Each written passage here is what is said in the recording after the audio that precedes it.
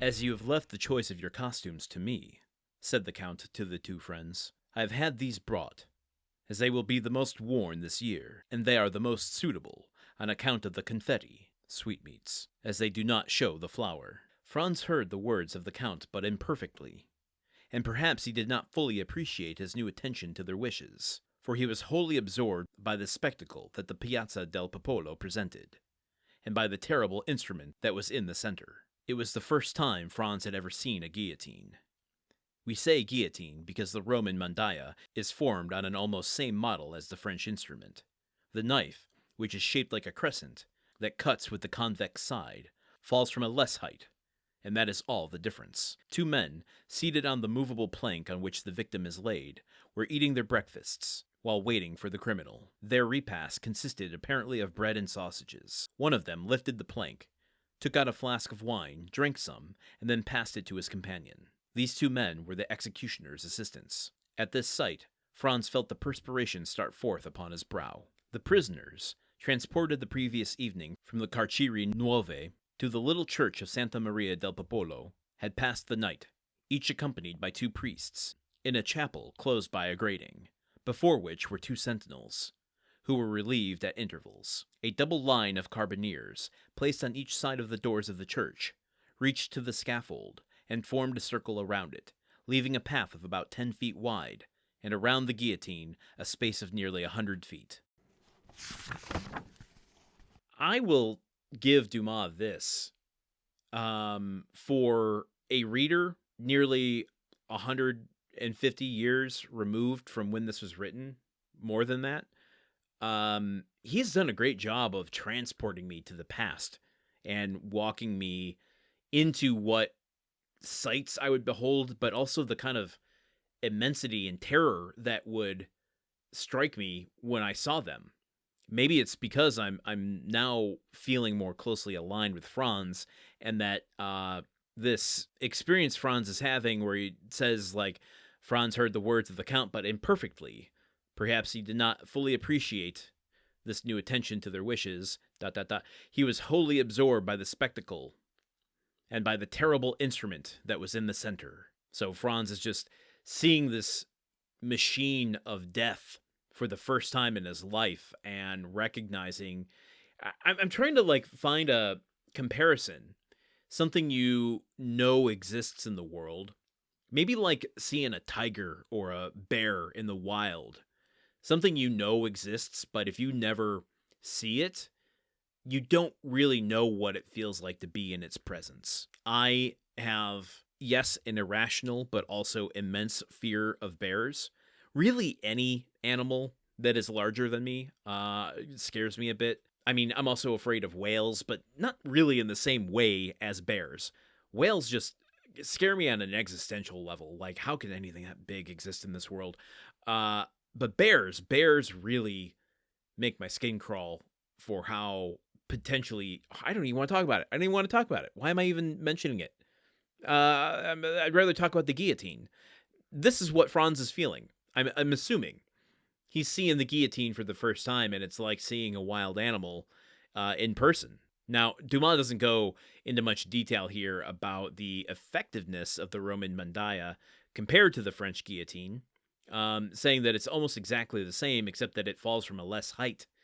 I would imagine you need the height unless it's heavier, unless the blade is heavier, to, get an effective end result. I would hate to assume that you need more than one fall down to make it work. But, yeah, I don't know. I'm making myself uncomfortable talking about this. The only other thing that kind of caught my eye here is when Franz sees the two men, the executioner's assistants, sitting on the plank of the guillotine of the mandaïa, essentially eating breakfast or lunch, some bread and sausages, drinking some wine.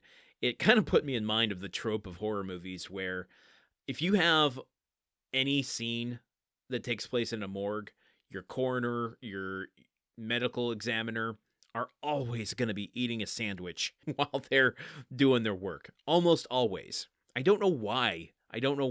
Even in this day of 2026, you still see it happening. And I think it's, at this point now, a joke that they're doing intentionally. But when you start to look at that in like the 1980s horror films, it's just, I don't feel like they're doing it intentionally.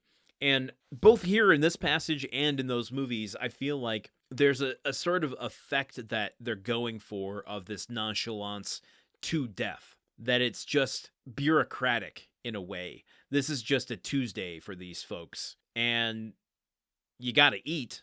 I mean, you're not going to prevent someone from having their lunch break, right? But in a way that just, it makes the idea of death and this machinery, both of, literal mandaïa, but I mean the execution process, that much more mundane, the juxtaposition of the mundaneness of that with what is actually happening in this being a assembly line for death. I don't know if Dumas is being glib here, the way that a lot of horror films sometimes are with that trope, or if he's being a bit more intentional with the juxtaposition and a little less cheeky with it. I don't know, but it struck me. It's here. I wouldn't have expected it to go back this far in time, but here we are.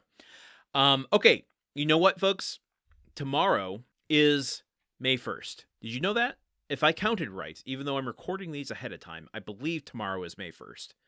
If not, it's either close to May 1st, or it is May 1st, or yesterday was May 1st. May 1st has happened, or is about to happen, or is currently happening, is what I'm saying. Why am I saying that, though? Supporter Month on the Gruntwork Podcast Network has begun. And what that means, I'm not going to go into a whole spiel here now because we're going to come up to the end of the chapter soon, but Supporter Month means that you, yes, you, listener to this right now, can go over to patreon.com/gruntworkpod, and for the entire month of May, we are giving back to all of the people who listen to us, that have supported us through the years, continue to support us by giving you all new bonus content, and, this is important, free access to everything we've ever done over the life of Gruntwork Podcasts. That's 9 years of bonus material just waiting for you for free. You can go sign up. We have made absolutely everything open to everyone, as long as you go to patreon.com/gruntworkpod. So if you have always been wanting to catch up with the story-only traditional audiobook experience of Count of Monte Cristo, you can go and get all 34 chapters, including chapter 35 when we're done here in a couple days, for free. You can go and listen to the entire story straight through without my commentary to catch up. And if you have any interest in our other show, Odyssey, where I'm reading a page of Homer's The Odyssey every day, those same story-only audiobook versions exist for that show too. So it's a great way to catch up quickly and then jump in the daily pool for that show. Plus so much more. I have a really big surprise for you all for bonus content for this show. I'll just tell you what it is now. Why not? It'll be coming out in a few days, but I've decided to read, as I've mentioned before, a tale from 1001 Nights. I was going to do Aladdin because it was shorter, but then I thought, you know what? No. You know what? No. No, no, no. You know what? No. Y'all deserve everything I can give. And so I've decided to do a mini-series of reading the 7 Voyages of Sinbad. They're going to be released as individual episodes, so Voyage 1, 2, 3, on to 7, released periodically over the course of the next few weeks and months, I think. Might go through June or July, early July. I'm not sure. I'd have to check the schedule on that. But we're going to do all 7 Voyages of Sinbad so that we can have a better understanding, A, of how that story affected Dumas, B, how it shapes what is happening here on the Count of Monte Cristo, and C, how Dante is modeling himself after what's happening in that story. The other thing I will say is that next week, 1 week from Friday, so May 8th, there's going to be a very special episode in this feed. We're not going to do our typical story episode. We're going to take 1 day off. That doesn't mean we're going to not give you any content. That day, we are doing a crossover episode with our other podcast, Movie Memory Machine. And on that day, we are going to cover the 2011 film, The Three Musketeers. Movie Memory Machine is our podcast about forgotten movies. We're going to pair the forgotten Alexander Dumas adaptation of The Three Musketeers with our concept on that show. You will hear from my co-host. We will both be here. It's going to be a long episode. It's about 2 hours long, and we're going to cover the entirety of that movie. We're going to talk about Dumas. We're going to talk about Three Musketeer adaptations. I hope you'll enjoy it. I know it's a little bit of a deviation, so I just wanted to give you a heads up. When that pops up, you're not totally surprised by it. And maybe if you're interested in movies, you will want to go check out Movie Memory Machine. Okay, so welcome to Supporter Month. I really hope you'll consider joining for free at patreon.com/gruntworkpod and let me know how you feel about all the bonus content we're doing. There's so much that I didn't even mention. We have like 30 hours of all new content coming out this month. It's a great time to sign up. But we still have more to do in Chapter 35, so join me here tomorrow as we begin to round out where I think this is heading, but kind of don't want to find out. Join me here tomorrow. Okay, goodbye! The Countdown of Monte Cristo is part of the Gruntwork Podcast Network. This show is produced, edited, and hosted by Landon Solano. The original text of The Count of Monte Cristo by Alexander Dumas. Theme song by Magic Solo. If you want to support the show and others like it, visit patreon.com/gruntworkpod. Thank you for listening. See you tomorrow.